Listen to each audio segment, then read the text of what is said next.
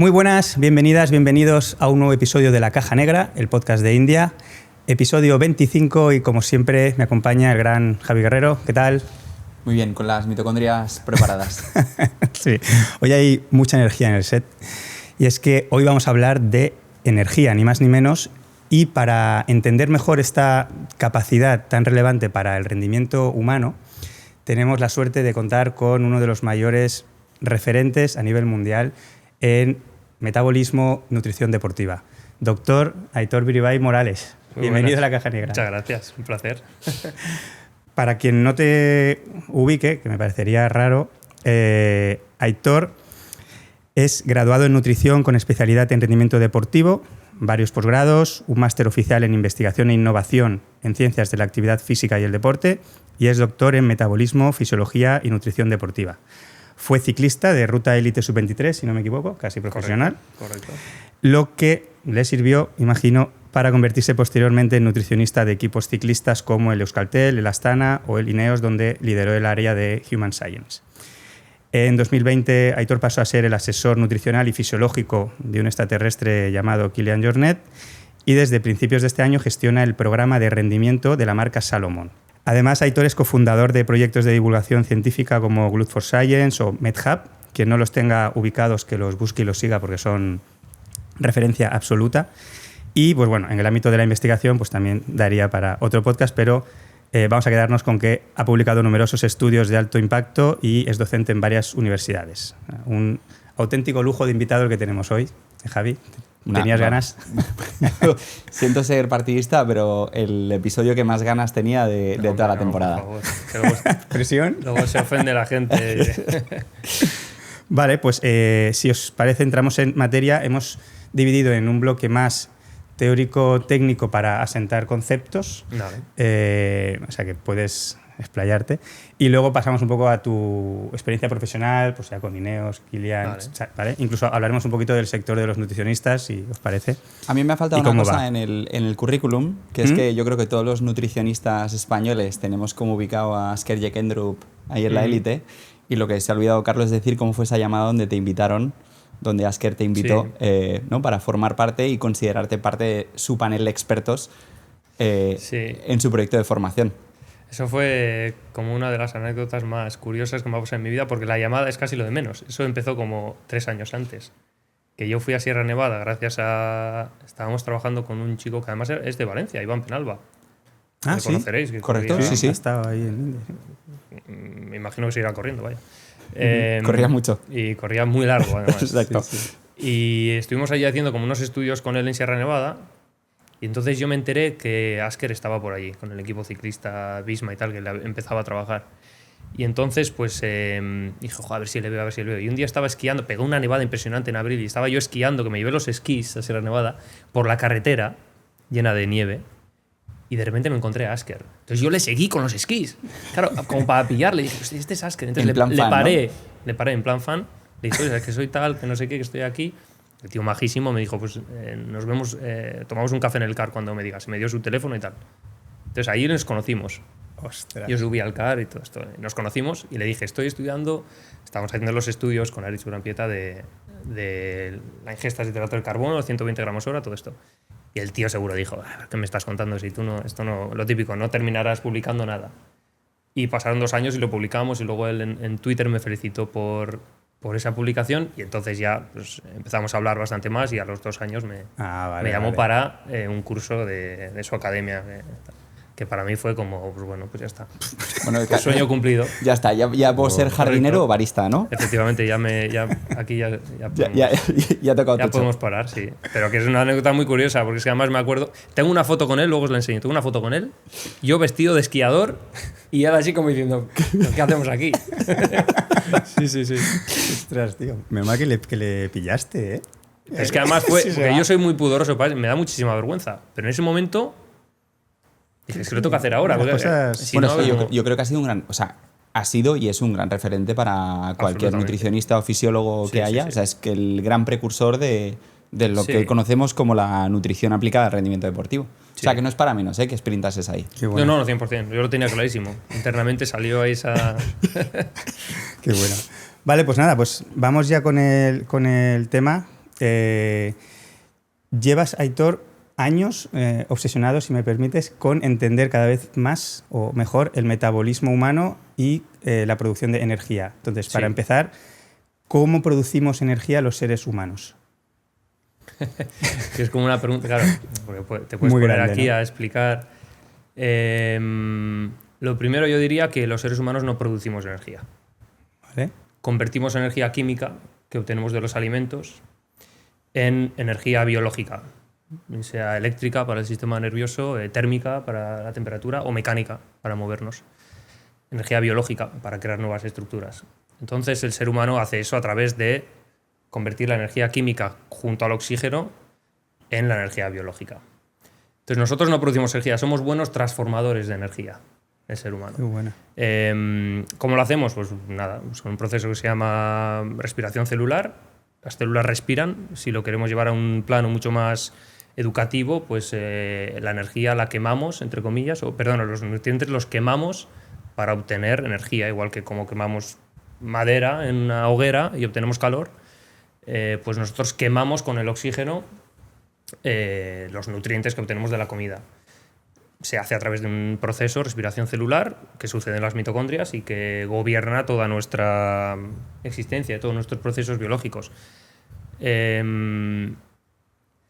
Y cuando entiendes eso, yo creo, cuando entiendes la base de eso, de cómo sucede, de cómo eso realmente regula, cómo dependientes somos del oxígeno, pues yo creo que entiendes muchas cosas del metabolismo, de la salud, del rendimiento. Así como, pues eso, ahora a veces se malinterpretan algunas cosas, ¿no? Pero hay rutas metabólicas que no utilizan el oxígeno. Bueno, al final todas dependen de ello, se resintetizan con el oxígeno. Entonces, nosotros necesitamos el oxígeno, que además con Adri aquí ya lo hablasteis muy bien, y es la forma en la que nosotros transformamos energía. ¿Qué factores influyen más en nuestra capacidad de transformar esa energía?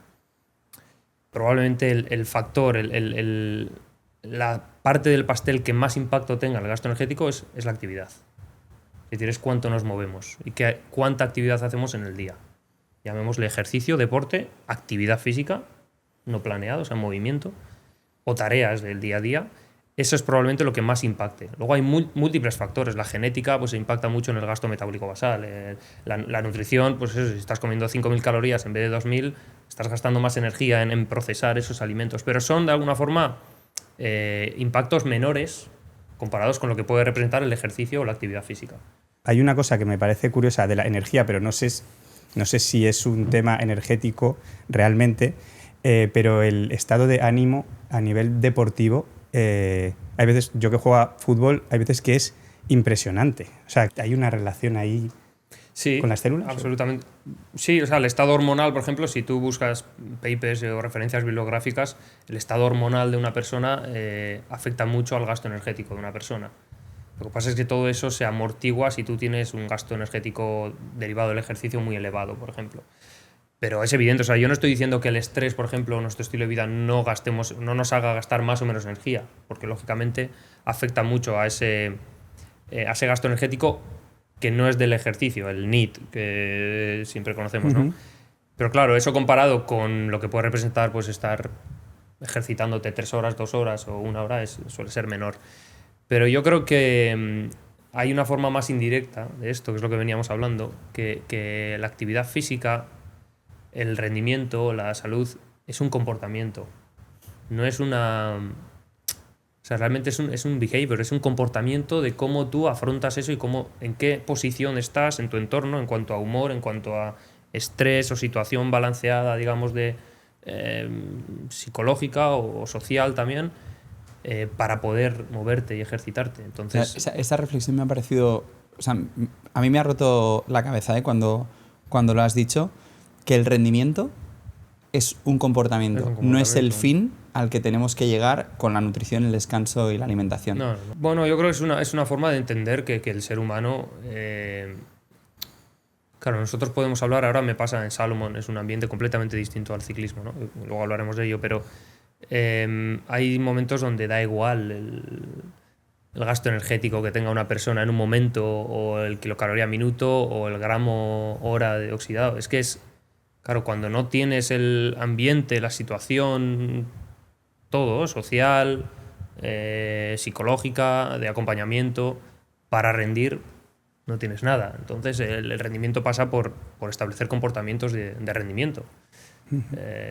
Y eso nos predispone a gastar más o menos energía. Si tú tienes un comportamiento que es muy, pues eso, estresante, o un ambiente también estresante, de no gastar energía, de no moverte, lógicamente en tu pastel diario eso afecta de forma indirecta, pero simplemente porque no te mueves, lógicamente. Y luego, por último, en esto de los factores, hay un insight, yo creo, de cuando ya pasas los 40 o a lo mejor eres padre o tal, que tienes una sensación que no habías tenido de caída de energía o de que ya no tienes, o sea, yo qué sé, incluso cuando afrontas un proyecto, ¿sabes?, de trabajo o algo, dices, Sí. ¿cómo hice eso? O sea, ni sabes cómo pudiste hacer eso, de dónde sacaste la energía porque no la encuentras. ¿La edad como factor aislado tiene que ver? Pues mira, diría que sí, pero la ciencia de momento dice que no. Sí, sí. Yo quizá pueden ser, no tengo ni idea, no he llegado a los 40 todavía. Pero yo creo, he reflexionado un poco sobre esto porque yo con 31 años en muchos aspectos me pasa. Y yo creo que es un componente motivacional es decir... Volvemos al estado mental o el comportamiento, Correcto, la actitud en el de... cuando tú ya has descubierto cosas y cómo son las cosas, o llegas un poco a lo de siempre, ¿no? Cuando he llegado aquí, quiero más o menos, ya esto lo he descubierto, pues quizá la energía, hay otras prioridades en la vida, lógicamente, ya igual con 40 años, pues no sé, otras cuestiones de la vida, pero la ciencia nos dice, y de hecho hay un estudio muy elegante, hace poco Hermann Poncher, uno de los grandes referentes del gasto energético, pues llegaron a esa conclusión que la edad como tal no es un factor con una alta correlación en el gasto energético per se. Es decir, es más el comportamiento que tú asumes por la edad, pero no hay cambios metabólicos en el metabolismo, digamos, humano a partir de 40 años. Eso sí que se puede ver a partir de... que a la célula ya le cueste más, es tu correcto, contexto. A partir de los 60 y pico años tal, sí que puede haber quizá un cambio de tendencia, pero está más asociado a nuestro comportamiento. Es decir, así nos movemos más o comemos de más o lo que sea. Sobre todo, yo creo que la abundancia energética, más que el movimiento, porque eso afecta en toda la escala, digamos, de acciones. Qué buena.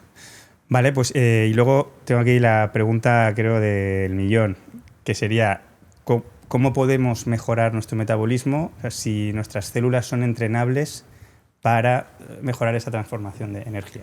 100% entrenables. El ser humano tiene límites, pero creo que eso en lo metabólico, quiero decir, tampoco me lo cojáis como...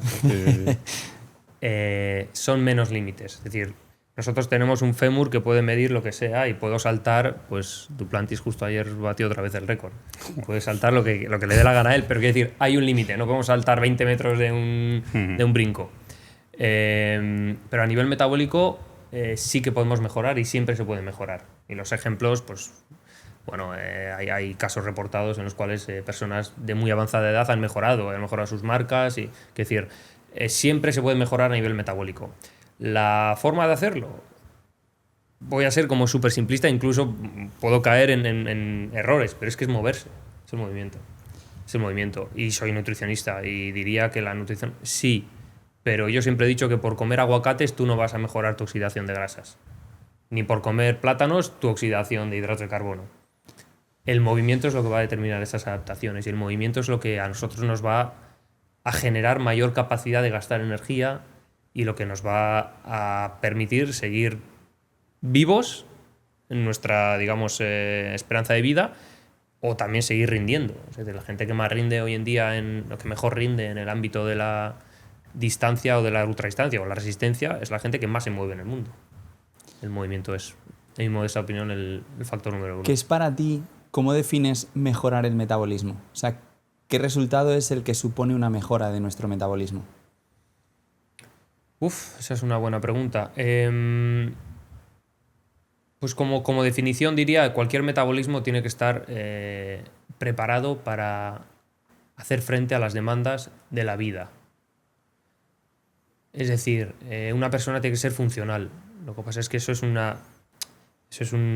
espectro como súper grande, claro.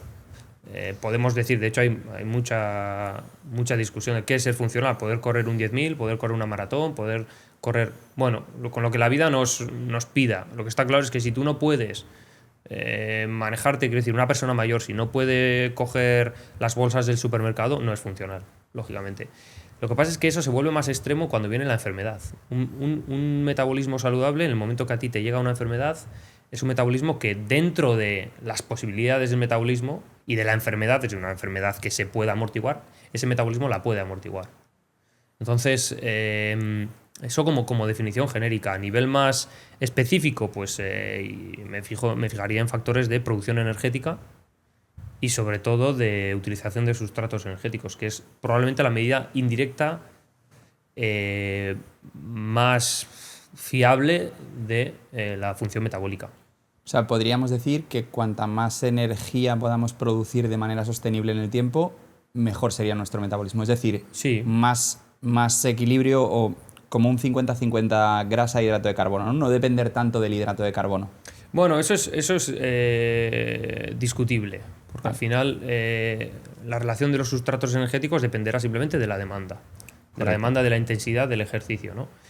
Lo que está claro es que en una intensidad, en un dominio leve, moderado, pues lógicamente ser capaz de tener una alta oxidación de ácidos grasos significa una elevada función mitocondrial y una elevada capacidad metabólica. Pero al mismo tiempo, cuando estás en alta intensidad, utilizar predominantemente y principalmente los hidratos de carbono también es un significado de capacidad metabólica. Estamos todos muy familiarizados con el V2 Max, ¿verdad? De hecho, hay un consenso impresionante en la ciencia, que es que el V2 Max es uno de los mayores predictores de salud y de rendimiento también del ser humano. Bien, el V2 Max no es más que la producción energética.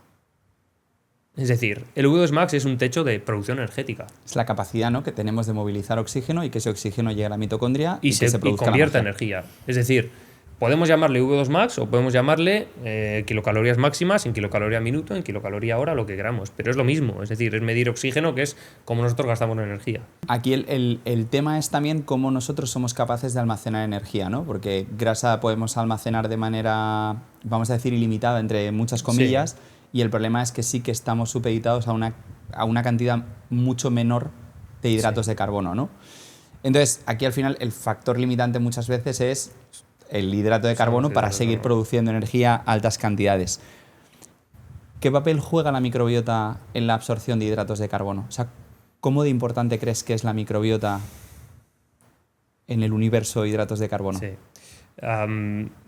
Yo no voy a poder responder esto como alguien experto en el tema, porque no lo soy. De hecho, creo que es una de mis asignaturas pendientes, ponerme al día con estos factores. Pero, por ejemplo, tenemos en MedHub a Borja Martínez, un experto en microbiota que ha investigado y que su tesis doctoral, de hecho, es sobre ese tema, descubrió una bacteria, patentó una bacteria. Lo que sí sé es que está absolutamente relacionado, es decir, la absorción, por ejemplo, de energía, de hidratos de carbono o tu capacidad para gastarlos, no solo depende de lo que tú comes, depende de qué tienes dentro también y cómo es ese crosstalk entre la microbiota y los compuestos que la microbiota genera, cómo eso hace esa retroalimentación a todas las células del cuerpo. Y hay estudios, incluso en el alto rendimiento. Me acuerdo un colega al que conozco bien, Jamie Pugh, creo que se pronuncia así, británico, que ahora estamos intentando hacer alguna cosa en el campo de la microbiota y la oxidación de exógena de hidratos de carbono. Él tiene un estudio muy interesante en el que, modulando la microbiota, se obtienen mayores oxidaciones de hidrato de carbono, por ejemplo, con unos probióticos y prebióticos. Es un ejemplo de que, lógicamente, hay cierto impacto. El ejemplo del paper súper famoso de Nature, que salió del perfil de microbiota de los atletas de resistencia, maratonianos creo que eran, ¿no? Pues, que tienen mucha más expresión de Veillonella, creo que es una bacteria que utiliza el lactato para producir compuestos que luego retroalimentan, ¿no? Compuestos de ácidos grasos de cadena corta que retroalimentan pues toda esa funcionalidad, tanto de rendimiento como de capacidad de resistencia como de absorción de de hidratos de carbono. Entonces, esa relación yo no la sé describir perfectamente como alguien que sepa de esto lo puede hacer, pero hay una relación muy interesante y no se puede obviar. De hecho, es que me estaba acordando, perdón, pero hay un paper en animales los cuales les hacían una ablación de la microbiota. Es decir, les mataban toda la riqueza de 2014 o creo que era de 2014, a ver si lo miramos. Y en el momento que a esos animales, que no sé si eran ratones, me imagino, no recuerdo ahora, les barrían la microbiota, esos ratones ya no podían oxidar hidratos de carbono en la misma rate. No podían. Es decir, y les volvían a instaurar la microbiota y volvían a recuperar la funcionalidad. Es decir, hay un link, lógicamente. Yo vuelvo a decir, no lo sé describir como... Porque no es... Es decir, es que me pierdo en... De hecho, es que probablemente terminología que estoy usando, igual alguno que sea súper purista me dice, pues si no tienes ni idea, probablemente. Pero hay un link ahí que no podemos obviar. No, pero la idea es buena. O sea, sí juega un papel y un rol importante. Absolutamente. ¿Qué es más interesante? ¿Poner foco en mi microbiota y hacer que esa puerta de entrada del sustrato sea más accesible, además que yo mejore la eficiencia de mi ecosistema digestivo? ¿O trabajar la flexibilidad metabólica y no priorizar tanto la microbiota? Hombre. Ultra trail, larga distancia. Si tú tienes a un atleta, ¿cuál es la estrategia? Nos centramos, no podemos elegir las dos. ¿Nos centramos en trabajar flexibilidad metabólica a tope o nos centramos en microbiota a tope? No. Si hay que decidir... o sea, lo que pasa es que no es un escenario realista porque normalmente haces las dos. Es como decir, claro. ¿Qué hago? ¿Entreno o como bien? Hombre, las dos. Pero si a mí me haces elegir, va a ser optimizar el entrenamiento, lógicamente. Sobre todo porque además gran parte de los perfiles de microbiota asociados a salud vienen del entrenamiento. Es decir, el entrenamiento y lo que está sucediendo en ese metabolismo es un predictor muy importante de cómo está compuesta esa microbiota. O sea, no solo la comida es algo que modula la microbiota, lo cual es muy importante, sí, pero el movimiento, incluso el estrés, quiero decir, el ambiente, pero sobre todo el movimiento, impacta de forma muy, muy significante en la microbiota.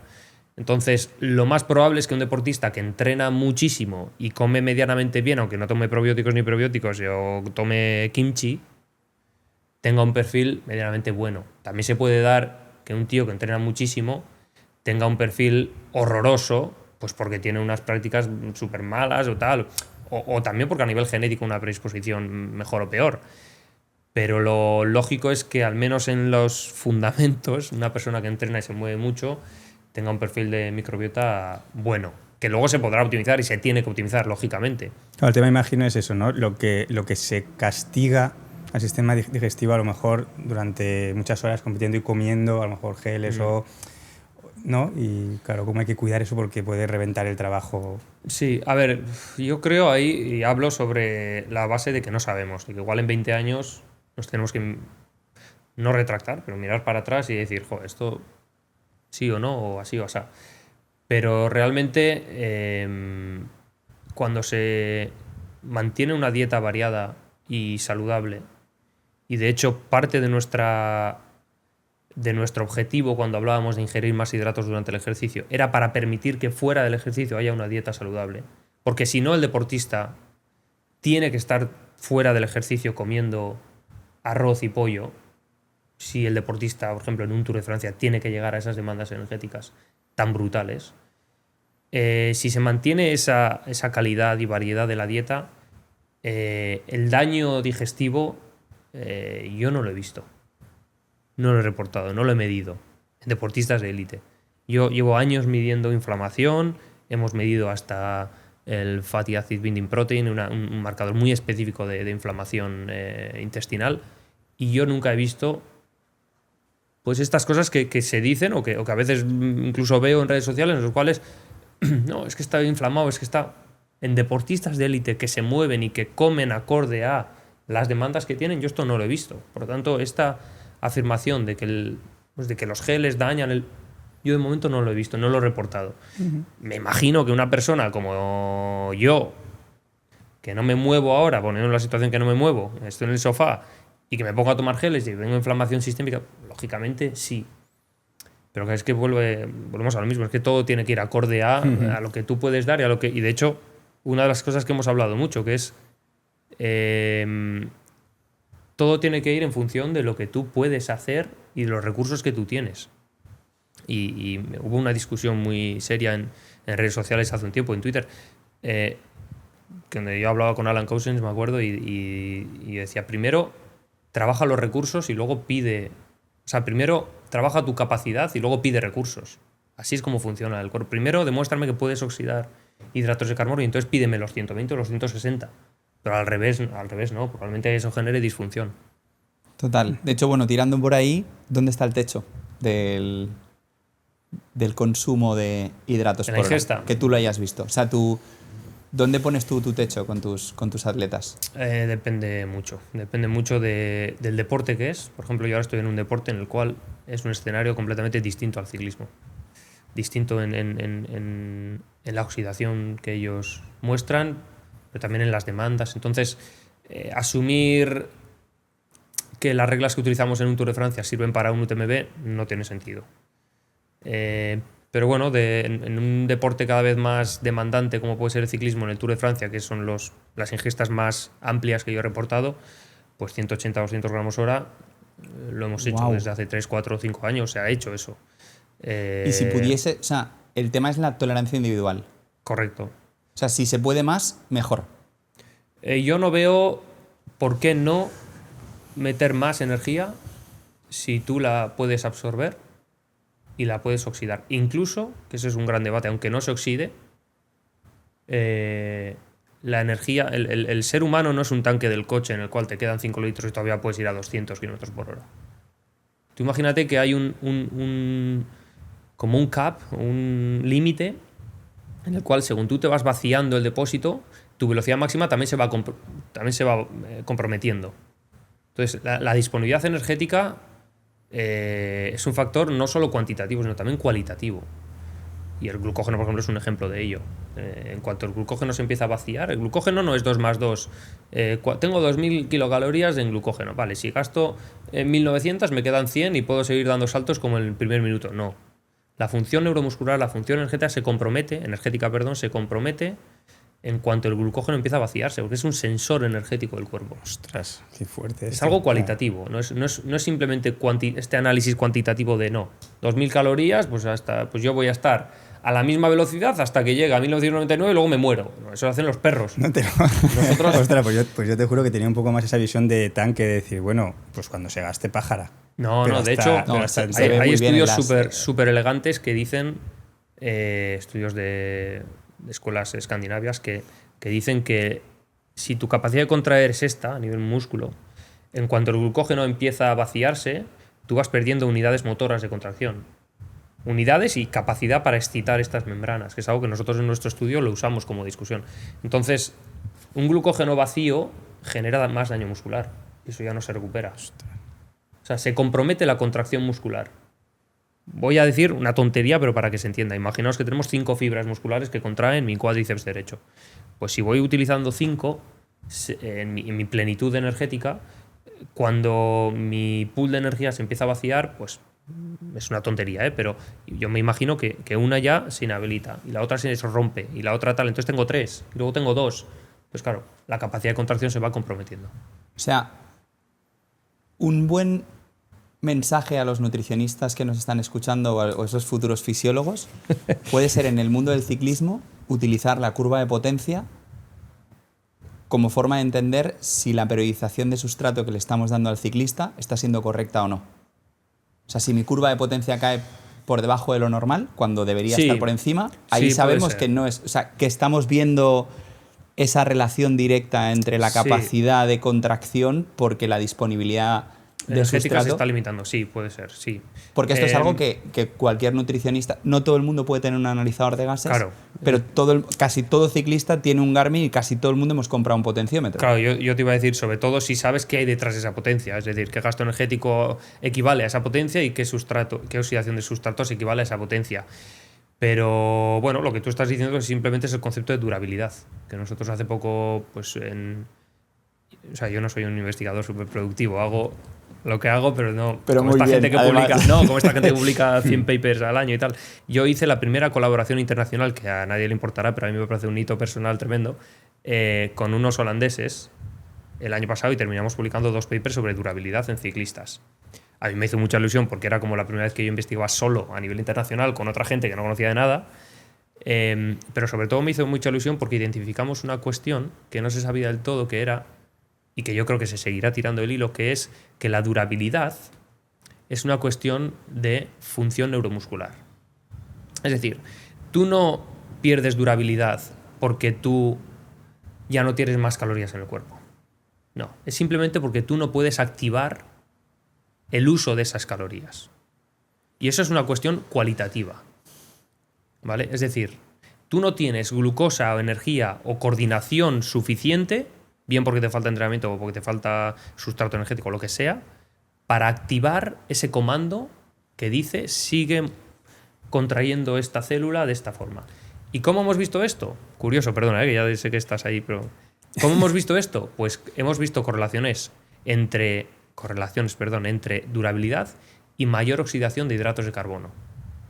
Es decir, el que más duradero es no es el que más grasa oxida, sino el que más hidratos de carbono oxida. ¿Por qué? La asociación es porque probablemente el sistema nervioso se alimenta de glucosa principalmente y de lactato. Y esos son, bueno, igual luego viene otro y me dice que no tengo ni idea y me lo tal, pero son conclusiones que sacamos de los datos súper interesantes, como por ejemplo cómo se entrena eso.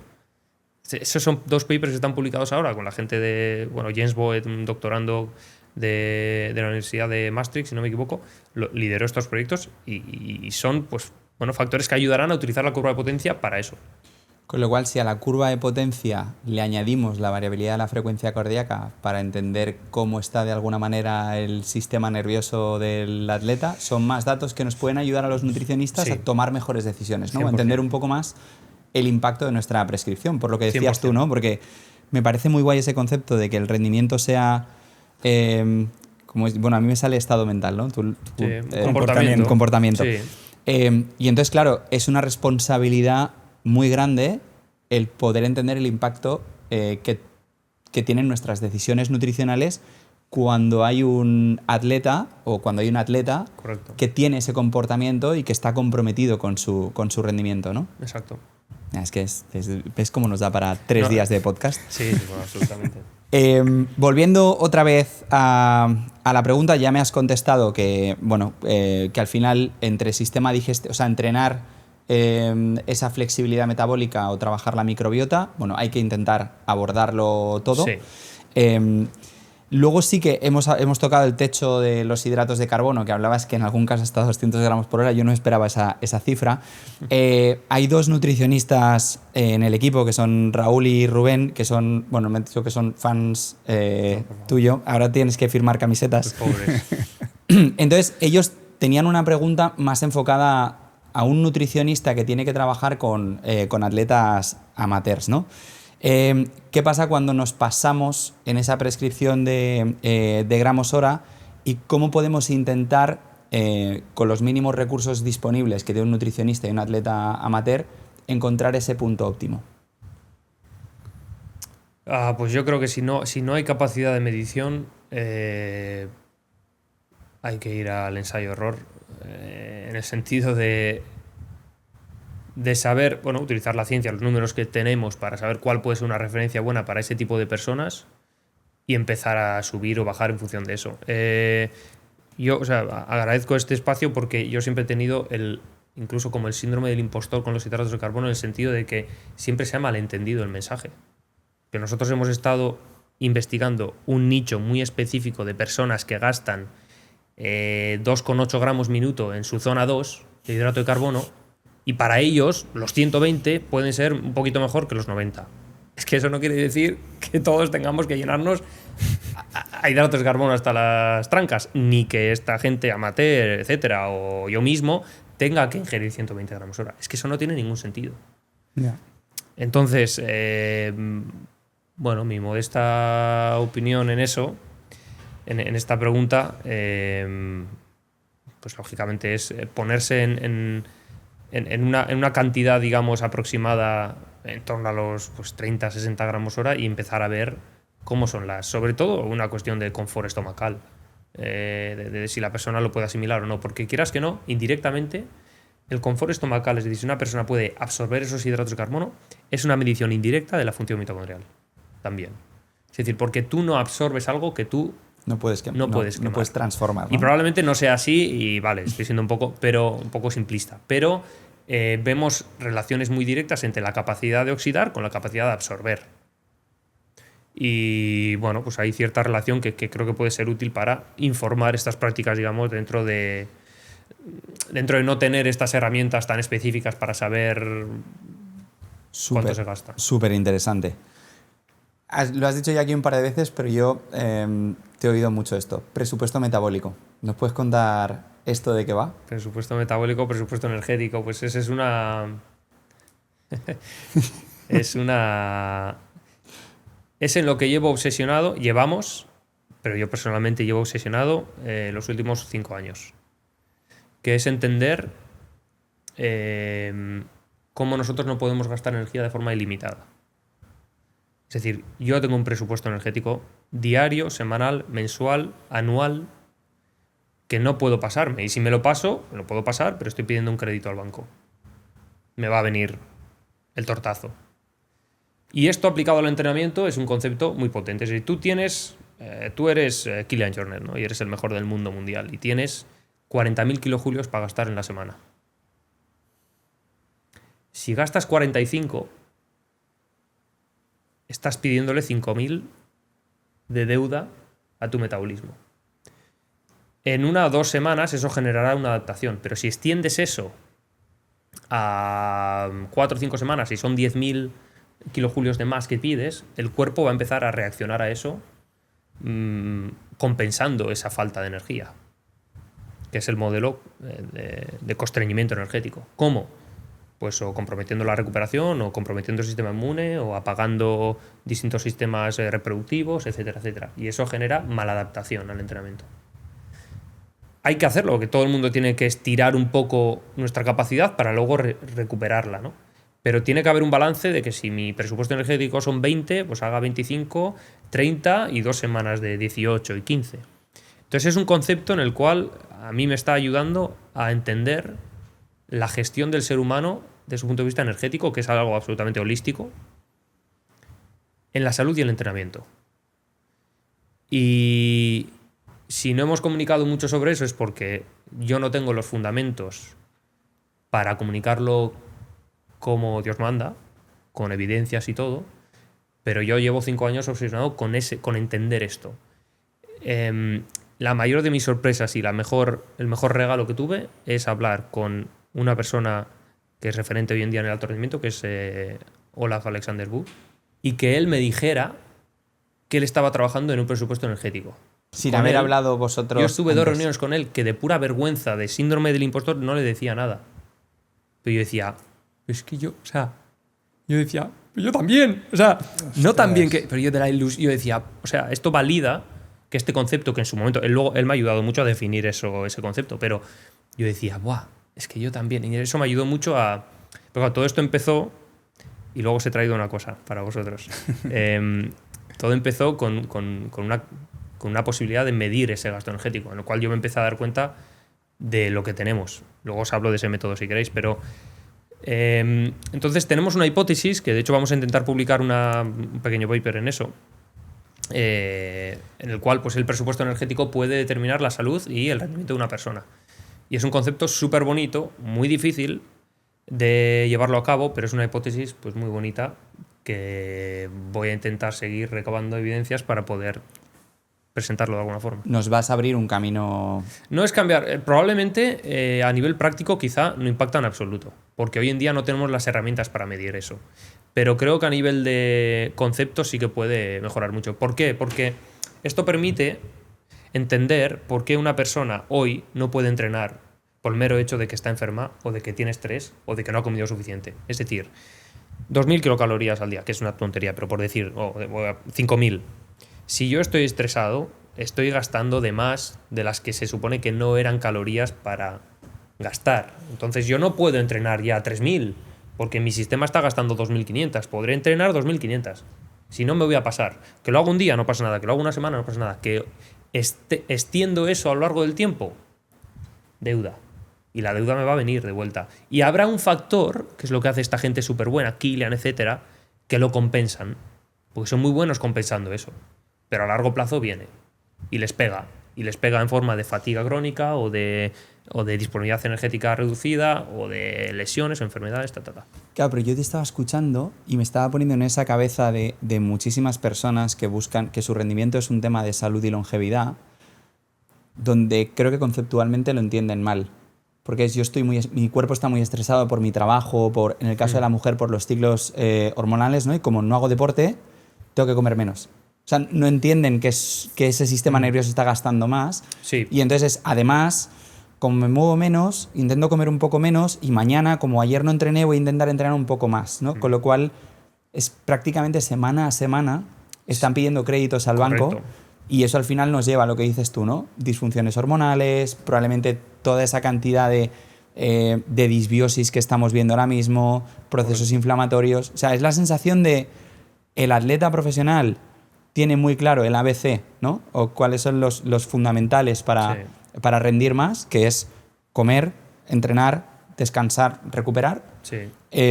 Y es como que el resto de la población general está peleándose con ideas muchas veces que no son comprender su metabolismo y están tomando decisiones que lejos de ayudarles les están hipotecando mucho más y eso va a tener una repercusión en los próximos años tremenda desde el punto de vista de la salud. O sea, me parece increíble. O sea, gracias por el curro que hay detrás porque... No. Gracias a vosotros. Esto al final te sientas en una silla, te hacen la pregunta, pero el que puedas dar esa respuesta... O sea, yo creo que hay muy pocas personas en el mundo, salvo tú, que sepas todo el curro que hay detrás. Así que yo, como puedo agradecerte hoy desde el punto de vista del colectivo de los nutricionistas, yo creo que te traslado un agradecimiento muy bueno. Sigue peleando, porque ahí nos abres muchísimo camino y esperando a ver cuándo sale esa publicación ya del... A ver qué conseguimos hacer, pero... O sea, te doy las gracias, lógicamente, pero poniendo en perspectiva, claro, yo tengo 31 años, hay gente que lleva 60 años currando, que nunca han sido reconocidos, o que... Entonces, bueno, por poner las cosas en perspectiva, que decir, estamos trabajando y estamos haciendo lo que nos gusta, que es intentar descubrir cosas nuevas, pero hay muchísima gente, quiero decir, seguro que... De hecho, es que lo que nosotros estamos estudiando depende de la otra gente que ha estudiado durante años y años, cosas que... Entonces, bueno. Bueno, pues hay que recoger ese testigo.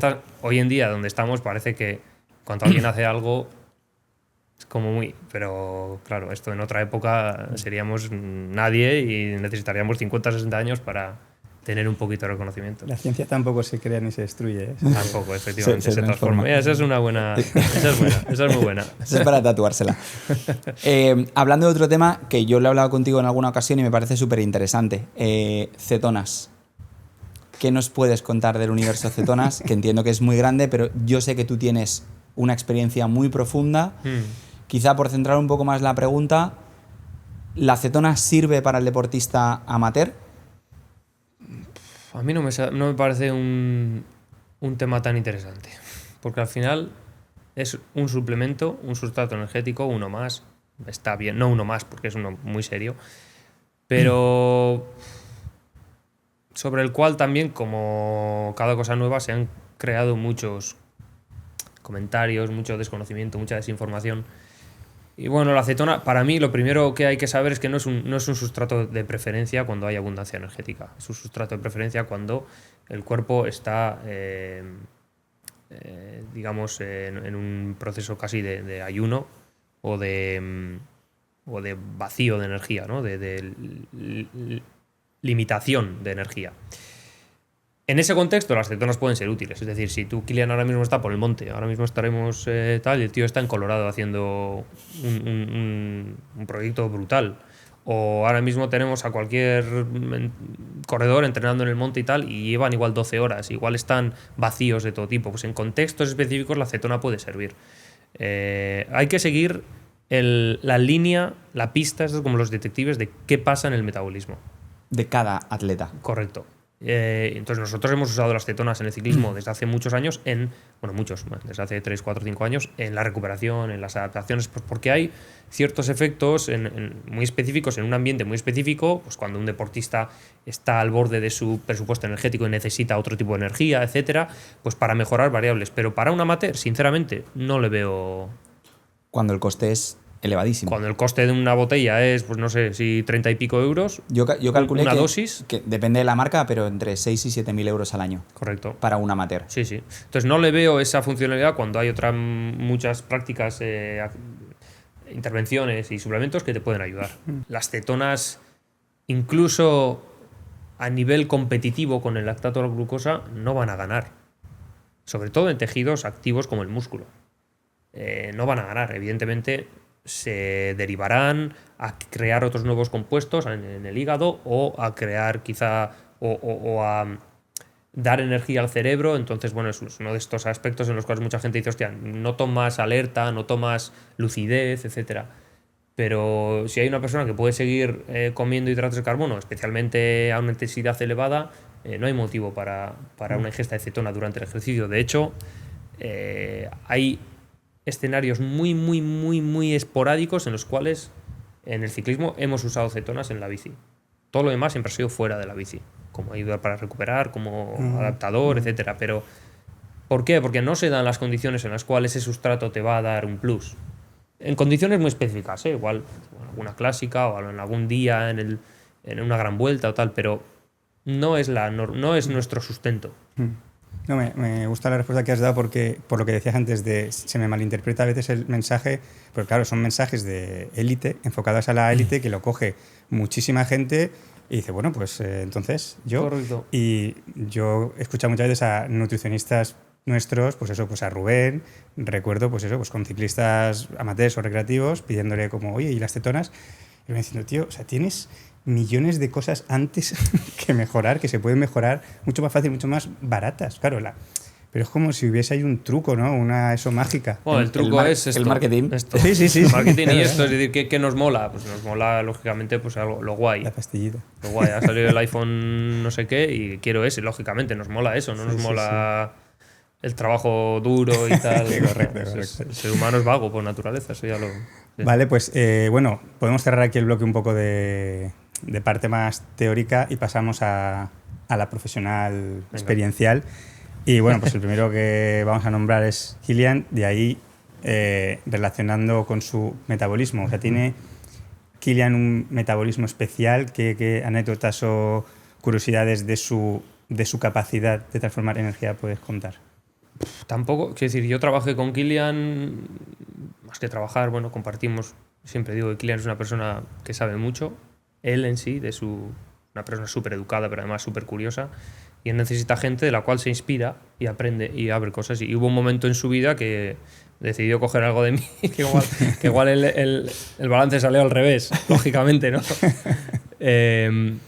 Pero yo tampoco conozco, por ejemplo, ahora Kilian trabaja mucho más cercanamente con otra gente, con Jesús, por ejemplo, Álvarez Herms, que lleva un tiempo trabajando, y seguro que ellos tienen mucho más datos de su metabolismo. Yo lo que hemos hecho juntos, siempre he visto una capacidad muy elevada de gastar energía de Kilian, una capacidad muy elevada de amortiguar ese gasto energético, o sea, capacidad de gastar esa energía repetidamente, y a nivel metabólico una capacidad mitocondrial brutal.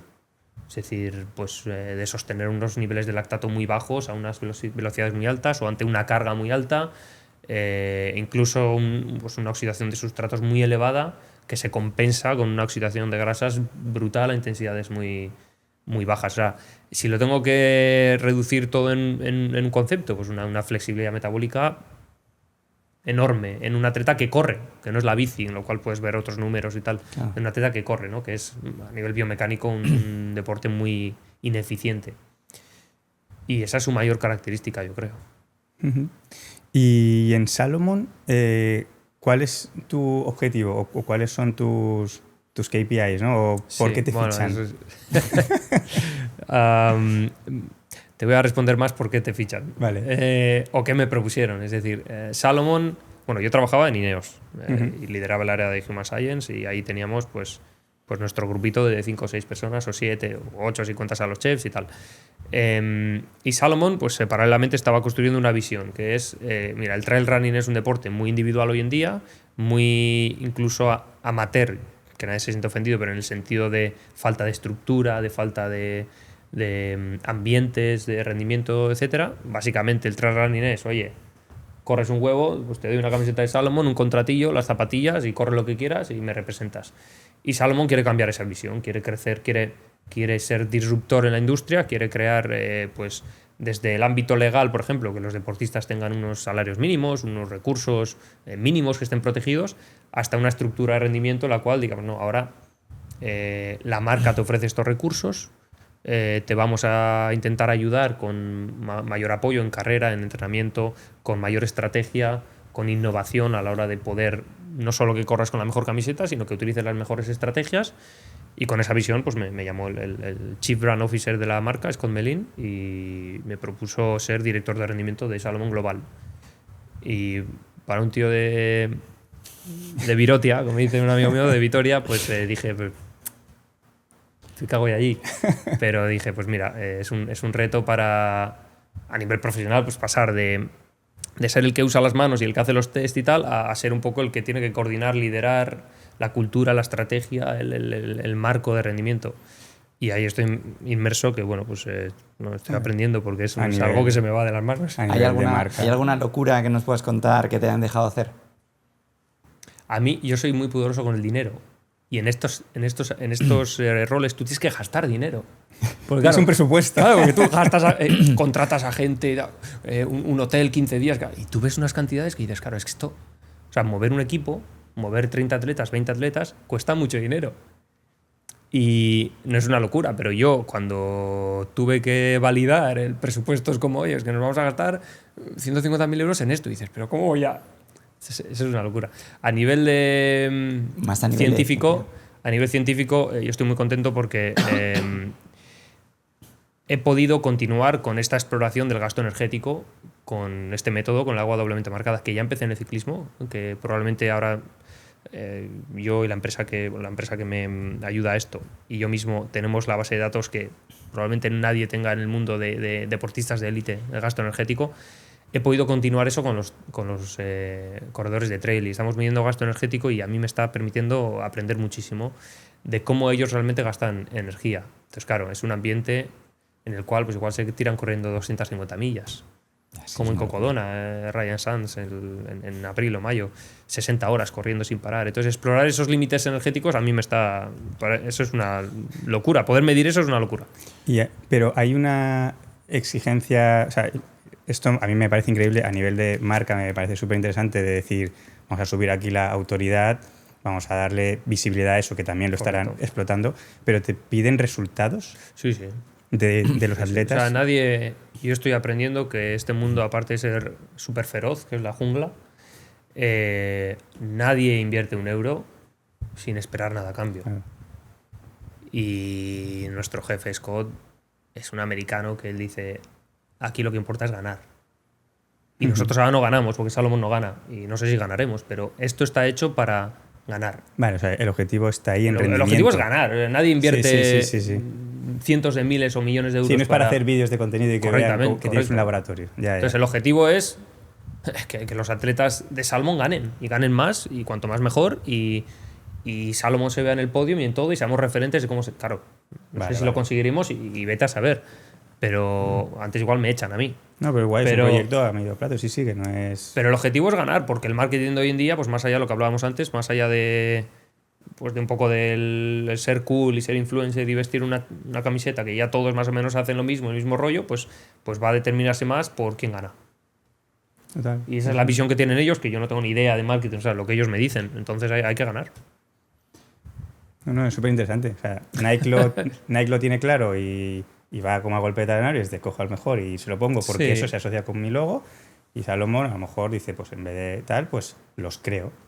Sí, puede ser un poco el enfoque, sobre todo pues en vista a 2030, que en las Olimpiadas pues puede haber quizá el trail, tal.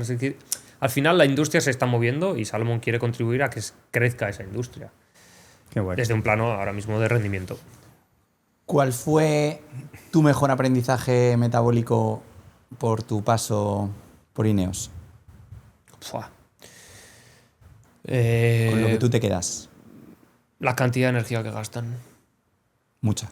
brutal, mucho mayor de lo que yo me había esperado y cada día mayor y cada día tienes que aprender a entenderla, porque lo que te valía en el Tour 2023 en el 2024 no vale, porque las potencias van cada vez a más, eso es un gasto energético mayor y hay que experimentar en el día a día y hay que aprender en el día a día. Para mí el gasto energético, o sea, yo podía ir ahí con 120 porque he estudiado, porque he publicado. Nada, no sirve para nada. Lo que sirve es estudiar el gasto energético y me he dado cuenta, hay gente que me han permitido aprender con ellos, pues como puede ser Carlos G o Geraint Thomas. Me he dado cuenta que el gasto energético que tienen es brutal. Y eso no está escrito en ningún sitio. ¿Cuál ha sido, como en tu carrera de fisiólogo, Bueno, tu mayor éxito? O sea, de lo que estás más orgulloso, que tú has hecho.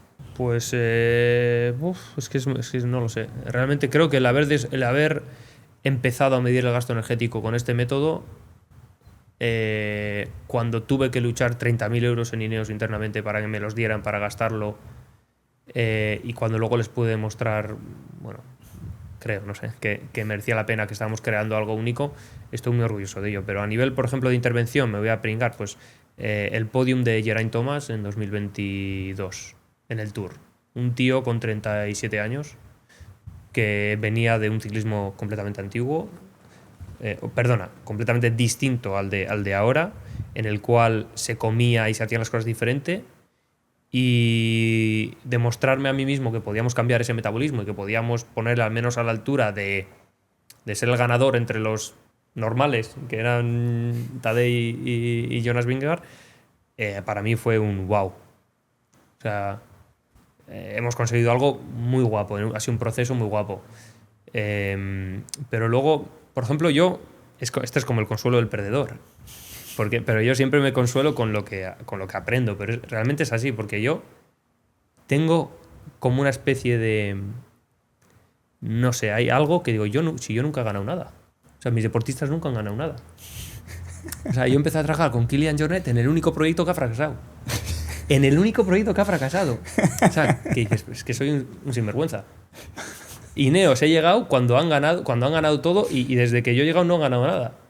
O sea, bueno, hemos hecho cosas muy bonitas y hemos aprendido mucho. Y probablemente habría un ecosistema muy difícil. Pero Girona Fútbol Club, pues he llegado la temporada de Champions y ahora están ahí. O sea, lo Salomón. que es. Claro, Salomón. Dices, pues sí, ahora no ganamos nada. Pero creo que yo estoy muy contento por el impacto positivo que he visto en muchos deportistas con los que he trabajado. Y bueno, pues ese caso de G es una victoria. Quedar tercero después de Jonas y Tadej Pogačar, que están en otro nivel, lógicamente, un tío de 37 años, pues fue un aprendizaje muy bueno. Y ahora la otra pregunta. Tu gran cagada, como fisiólogo, que digas. Hombre, déjale ya que te ha dicho. No, pero lo que pasa es que él se hace el harakiri y es muy modesto. Sí, pero ya No. ahora es... O sea, tú como fisiólogo que digas, joder, esto la lié, pero bien. Yo siempre he sido como muy prudente con todo, ¿eh? Tampoco la he liado como... Pero... O a lo mejor una teoría Por que tú ejemplo, tenías en la cabeza que no te ha salido. sí, que yo como tú creía que la esperabas. había liado y que estuve 2 días agobiadísimo cuando perdimos el Giro de Italia en la última etapa con Richard Carapaz y le ganó Jay Hindley en 2023, creo que era. O sea, Richard siendo el que se suponía que era el más fuerte, que creíamos que esa etapa con más fatiga, no me sale ahora el puerto donde terminaba, pero no sé si era en las 3 cimas de Lavaredo. Ahí ahora me ha venido, bueno, da igual. Y creíamos que iba a meterle tiempo a Jay y el tío reventó como un sapo. Y yo tuve, 2 horas de viaje en el cual no teníamos conexión ni nada, que el último mensaje que me entró era del jefe de Rod Ellingworth, que me dijo qué ha podido pasar. Yo decía que algo ha pasado, porque además, fíjate, en el punto anterior yo tenía un bidón que se me cayó que Richard no me lo cogió, que luego No. quedó en una anécdota, pero claro, tú te empiezas a...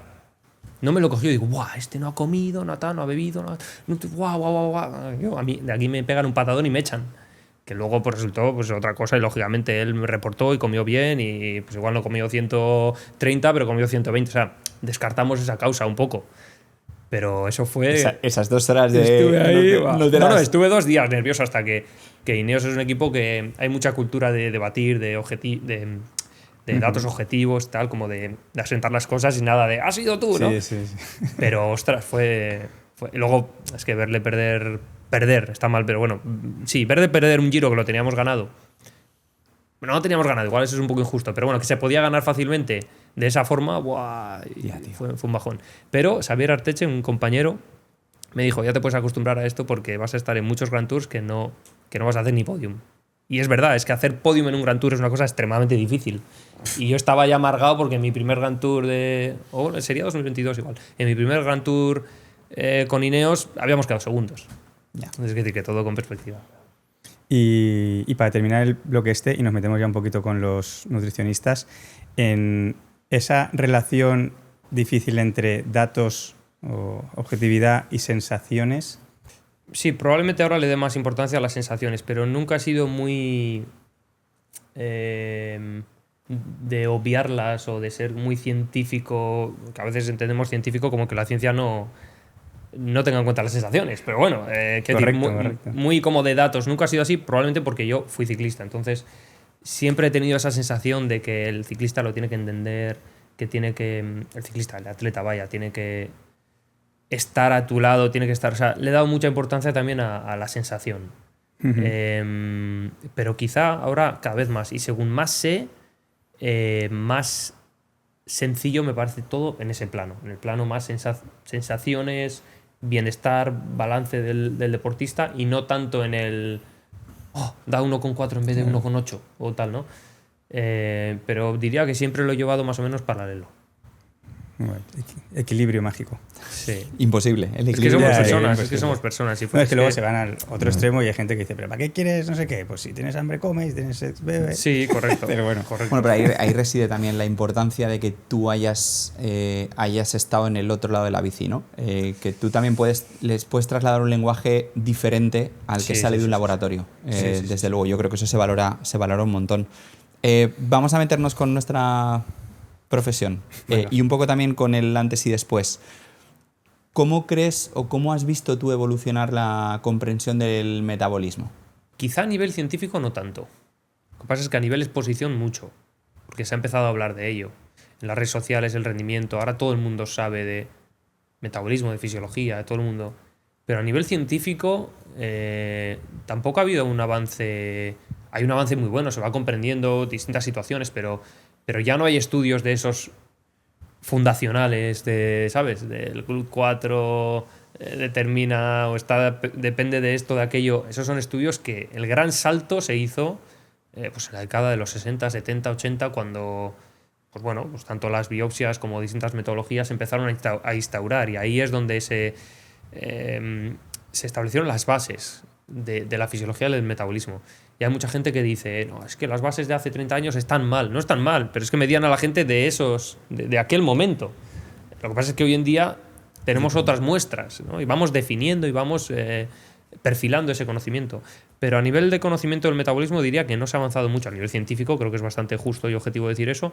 Pero claro, a nivel poblacional, a nivel de exposición, que las redes sociales, todo esto, pues hay mucho más conocimiento general del metabolismo, diría yo. Y siguiendo con esto, a nivel de intervención como nutricionista, ¿cómo ha cambiado la forma de trabajar desde que tú sales de la carrera y te gradúas al Aitor que trabaja hoy? Sí, pues ahí yo creo que sí ha habido un cambio muy, muy bueno, y creo que es mi crítica constructiva en una carrera como nutrición y dietética humana. Faltan más fundamentos de base de la fisiología del metabolismo.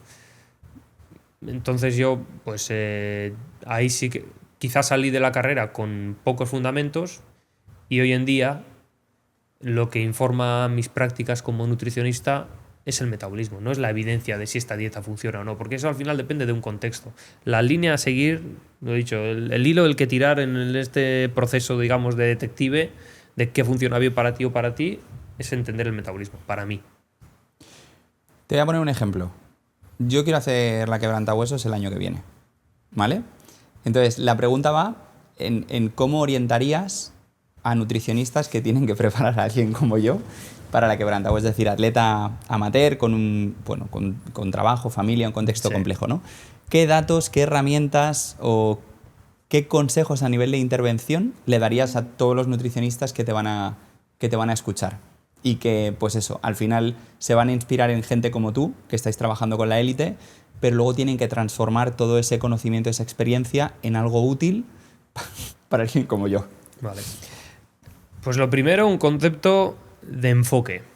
Es decir, creerse que el nutricionista es una persona que tiene mucho que decir en el alto rendimiento o en el rendimiento de esta persona. Y no creerse inferiores, que es algo que yo también muchas veces... No te voy a pedir el HRV porque ese es un campo del entrenador. No, perdona, es que eso también informa que yo sepa si tú estás recuperando más o mejor. Es decir, atreverse a ese tipo de, digamos, de licencias. Que no quiere decir que te estés metiendo en el área del entrenador. No, estás intentando entender la fisiología del metabolismo de ese deportista. Pero bueno, un enfoque partiendo de la base de que no tenemos herramientas, pues un enfoque educacional en el cual se pregunte y se hable mucho sobre registros, ingestas, sensaciones, en cuanto se pueda poner una escala de sensación estomacal, que es muy importante. Y que creo mucho en el ¿cómo es? El self-awareness, o sea, como la conciencia personal. Eso es, sí, que tú ayudes a que a que tu deportista entiendan los cambios, se entienda mejor. Correcto, a que entiendan en por qué cuando como, voy a hacer una tontería, pero cuando como plátanos me siento bien o me siento mal. Es decir, esa es una de las mejores herramientas que tienes, que es subjetiva, pero si no tienes datos objetivos es que realmente esa es la única línea a la que tirar. Pero habría algunos datos de lo que puedan medir, claro, que no pues eso, no sé, antropometrías, quizá alguno, sí. No sé, analizador de gases, pero que digas, mira, fundamental, sin estos 3 datos no empezaría como a trabajar. Ya, es que depende de dónde pones la barra, porque claro, a mí me dices, yo sin un test metabólico ahora mismo, fíjate, o sea, yo ahora mismo soy muy débil como profesional porque necesito eso. De hecho, iba a ser mi siguiente pregunta, claro, iba por ahí. Verdad, Pero volviendo a esto, sí que me parece muy interesante, y en la era digital que estamos, que yo tengo la sensación de que la profesión se siente sobrepasada por ChatGPT y por el futuro que viene, me parece muy guay tu mensaje de crea un vínculo humano, que es esa conversación directa de tú a tú, con empatía, mirándole a la cara o escribiéndole un mensaje honesto. Correcto. De crea una escala o ese concepto de autoconciencia de mi deportista. Correcto. Trasladándole mi conocimiento, porque estamos en una época o en una era donde el conocimiento deja de tener cierto valor porque se ha roto el techo de conocimiento, porque ahora el conocimiento está disponible para cualquiera, en cualquier formato y con la profundidad que tú quieras. Pero creo que es momento de invertir en las relaciones humanas y me parece un consejo para, evidentemente, alguien que no puede invertir en un laboratorio, tiene muchísimo trabajo que hacer antes del proceso de digitalizar las cosas. Luego, evidentemente, la digitalización y la tecnología nos va a aportar una escala muy grande, pero invertir en esas relaciones humanas creo que es fundamental y parece que lo descuidamos, ¿no? Es que es lo que somos, o sea, vosotros sabéis mucho más que yo de empresa. Estás montando una empresa que vais fantástico y todo. ¿Cómo se montan las empresas? Con tejido humano de relación. Quiero decir, es que nunca va a haber una relación de rendimiento exitosa si no hay detrás una relación humana. Y apuntar lo que decías tú, hay un techo de información que, lo que decíamos, yo estudié que esta era la era de la información y que después venía la era del conocimiento. Es la era de la desinformación y la era del desconocimiento probablemente, porque hace falta aterrizar en un contexto, en unas capacidades. No todo el mundo tiene la misma capacidad para digerir información, para trasladarla en un contexto. Igual que yo no sé trasladar la información artística en un cuadro, porque soy un zote en eso, pues mi amigo el artista tampoco igual se le da tan bien transformar eso en números. Entonces hay muchos perfiles. Entonces, claro, ese componente humano no se puede perder. Ahora, perdona, que sé que quiere ahí un poco de test y tal. Yo, para mí, un básico, sí, un análisis de gases, o sea, una prueba metabólica me parece un básico. Me parece un básico. Puedes tirarse en así, lógicamente, hoy en día con potencias, puedes sacar correlaciones, todo, pero da mucha información de qué está pasando dentro. E incluso si estiramos el chicle, hacerlo una vez al año. O sea, no Vale. que digas, vale, no, te voy a hacerlo cada 3 meses, bueno, pero ayuda mucho. Luego ya si me voy al extremo, que es como el equipo de Fórmula 1 que quiero, pues hoy en día nosotros hemos estado haciendo gases metabólicos en laboratorio y en campo. El otro día, hace unos meses, le llevé a Christian Meyer ahí al Valle de Nuria, a la Valle de Nuria, que esto me dicen que lo digo en castellano, hacer un test brutal sobre fatiga en el campo y tal, que hemos hecho test pues, cada 2 meses con agua doblemente marcada, que un test vale 1.000 euros y nos hemos gastado 7.000 euros al año en hacer 7 test en distintos puntos. Claro, si te vas a eso, pues hemos hecho oxidación de exógena de hidratos de carbono con isótopos, etcétera, etcétera. Pero incluso eso no se lo puede permitir ni una empresa como Salomon, porque no tiene sentido. Se lo haces a nivel de investigación o a nivel aplicado. Pues bueno, estamos haciendo 1 o 2 test al año en deportistas para saber cómo cambia su gasto energético. Pero ya está, o sea, no puedes hacer mucho más. Contando esto, que me parece una fantasía para cualquier persona. Pero es que la le guste. fantasía. Claro. La fantasía. O sea, ¿Cómo ves el presente y el futuro de nuestra profesión? ¿Qué crees que tiene que hacer el nutricionista para sobrevivir y para poder tener sentido y presencia en todo lo que viene? Pues es que me cuesta mucho porque no me siento yo en la situación para decir lo que... yo creo que no se puede perder el criterio ante lo que hay hoy en día, que es simplemente somos, pues nada, chorros de información así, igual que la propia política, que hoy en día, pues nada, decir cosas y lo que suene y ya está, porque da igual, mejor pedir perdón que permiso. Pues yo creo que el criterio profesional, el saber interpretar y utilizar todas las herramientas que tiene la nutrición y la fisiología del ejercicio para ayudar a una persona en su contexto específico y ser muy polivalentes en eso. Por eso yo siempre he reivindicado que los fundamentos de conocimiento de la fisiología a ti te da empoderamiento de decisión. Es decir, a ti te da que venga quien te venga con la situación que tenga, tú puedas tomar una decisión al menos informada. Ya no sea adecuada, el tiempo lo dirá, pero informada con lo que tienes. Entonces yo creo que no perder el criterio y no perder el buen hacer, que es una cosa como muy difícil de describir, pero con el ser humano. O sea, ¿dirías que sería evolucionar de esa idea de dietista, nutricionista, a ser más como una especie de analista fisiológico, donde tú entiendes muy bien el metabolismo y tú en tu campo, que es con lo que tienes que comer, correcto, decides cómo intervenir? Defiendo eso, defiendo educarse en fisiología para tomar decisiones adecuadas en nutrición, pero igual que defiendo que un entrenador tiene que educarse en fisiología. O sea, al final es como el lenguaje común y universal. Correcto. Entonces creo que el nutricionista debe de ir en esa línea y sobre todo, lo dicho, no perder ese buen hacer de la persona y de entender el contexto, porque hoy en día estamos en un mundo en el cual es una receta, una talla para todos, un tal...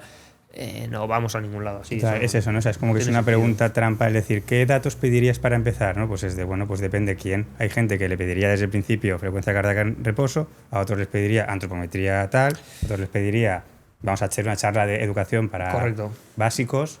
Por eso digo, tener las herramientas y aplicarlas en función de qué tenemos.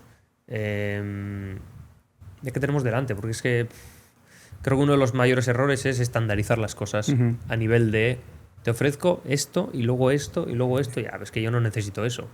Entonces creo que el nutricionista va a tener que ser una persona muy polivalente en eso. A mí me gusta mucho esa idea y la compro y la suscribo totalmente. Y esto no es, perdona, no es publicidad, pero que es el enfoque que me habéis contado de India también, es decir, como herramienta para el nutricionista. Es decir, que no es... Bueno, que no es... Esto es completamente orgánico, o sea, lo digo de verdad, que no es un enfoque que dices... No, se va a trabajar así, pasas por aquí, clicas y tienes tu plan. No, es una herramienta para que el nutricionista pueda utilizarlo en la dirección que se quiere utilizar. Sí, yo creo que hay una cosa que condiciona mucho, que es el tema de empresa y de que, porque nos pasaba mucho al principio, o sea, al principio era, Javi ya tenía la visión como la tiene hoy, que entonces era, no lo sé, depende, y es de, yo no puedo vender algo a alguien y decirle, pues depende, y me lo solucionarás, pues no lo sé, porque no te conozco. ¿Y qué vamos a hacer? Pues no lo sé, empezaremos a ver, claro, eso a nivel de empresa tú tienes que decir, en esta tarifa te entran estos 5 bullets. Entonces, claro, eso estandariza y no es ni honesto ni es Sí, correcto. 12 años después... hemos ido encajando. Claro, claro. Pero tú entiendes por qué era importante comprar ese yo analizador lo entendí de gases. y a mí me encantaba. Desde la parte de comunicación de marketing, pues decía, vamos a tener que pegarnos con todos los periodistas que hacen titulares y voy a decirle, eso no lo puedes poner porque no, eso no es así. Pero sí, yo compré esa parte porque me parecía honesta, pero entiendo un poco que para vender o para... Es un contrato. Dices, no, pero es que yo te voy a pagar 50 euros al mes, dime por qué. No me puedes decir, ya lo veremos en 6 meses porque es que tu cuerpo no funciona en corto plazo. O sea, bueno, hay gente que por suerte lo está entendiendo más ahora, pero es por eso creo. ¿Sabes? Que es complicado. Y aquí va la última pregunta, que esta es, a mí me gusta mucho porque es como fenómeno fan, ¿no? O sea, yo ahora te pregunto a ti, Nostradamus, ¿qué crees que va a pasar en 5 años en el mundo de las ciencias del deporte y el metabolismo humano? ¿Cómo crees tú, haciendo ese tipo de test que haces, con las líneas de investigación que tienes, va un poco la siguiente pregunta por ahí, ¿qué crees que va a pasar? ¿Dónde se va a poner el foco? Dices, sí. ¿no? A lo mejor, o dónde van a ir. Sí, ¿dónde crees que está el punto al que hay que ir en 5 años? Claro, cada uno piensa que lo suyo es lo más importante del mundo. Entonces yo os diría... Por eso, pero yo te quiero preguntar a ti, lo más importante para ti. Para mí el gasto energético es algo que hay que aprender mucho. De hecho, del primer año que yo empecé a utilizar esto, que me fui ahí a Silicon Valley a aprender a usarlo, ellos ya me dijeron, estamos abriendo una cloaca que tiene impacto o consecuencias traumáticas en todo el sistema de salud al descubrir el gasto energético. Cosas como que, bueno, pues como las etiquetas nutricionales, que no están bien, o sea, que no son, digamos que no están, que no son del todo reales, al menos en América, ¿no? Y ellos habían hecho un estudio y decían pues que había un porcentaje que subía o bajaba. Y yo creo que ahí hay muchísimo de lo que aprender. Pero ¿hacia dónde irá? Yo no lo sé. El conocimiento, una cosa que veo, igual que en la política o que en la sociedad, todo se está polarizando mucho. Sí. Un huevo, ¿no? No, se habéis dicho, hay un huevo. Se está polarizando mucho. Entonces, en el área también de esto es como que o estás aquí, porque es una cosa absolutamente ideológica, es decir, es una cosa emocional. Y entonces yo me posiciono a nivel emocional, que es también lo que soy la política. No, contigo, de ahí o de allá, o contigo. En la nutrición eso lo veo, o en el conocimiento del metabolismo. No me gusta especialmente porque creo que eso pierde un poco oye, a ver, vamos a... con sentido común, método científico, etcétera, vamos a debatir esto, pero el punto negativo creo que eso lo tenemos en 5 años, el punto hacia donde vamos positivo, pues yo creo que el gasto energético es lo que... O sea, el gasto energético real, porque venimos de los METs. Correcto. Con todo, o sea, chapó a todos los investigadores que redujeron eso a un MET, lo cual es fantástico porque eso ha permitido llegar hasta donde estamos. Nosotros lo utilizamos y creo que para el uso popular es que, claro, no tienes otra unidad de medida que te permita tomar decisiones. Que al final esto es curioso, tío, me parece súper interesante que lo digas porque, claro, al final tú como nutricionista, evidentemente lo que quieres es siempre aspirar a tener el dato real y poder ejecutar de manera real, pero muchas veces es por dónde van los tiros, mi hipótesis va por ahí, vamos a validar si esto va bien o mal, ¿no? Sí. ¿Y en qué estás trabajando tú ahora? Pensando en ese futuro, ¿cuáles son tus líneas de investigación actuales? Está principalmente entender el presupuesto energético. Es lo principal que estoy ahora trabajando como hipótesis, como concepto y como dato. Entender cómo gastamos energía y cómo se modula el gasto energético en función de todas las variables. No dejo el campo de los hidratos de carbono, me apasiona, y de las ingestas, porque creo que es una de las medidas que más impactan a nivel de rendimiento y salud también. Estamos utilizando técnicas pues más profesionales. Yo nunca he tenido la opción de hacer una biopsia, por ejemplo, que creo que no puedes tampoco llamarte investigador en metabolismo si no has hecho una biopsia y has analizado. Pero al menos ahora ya estamos usando isótopos, estamos usando agua doblemente marcada.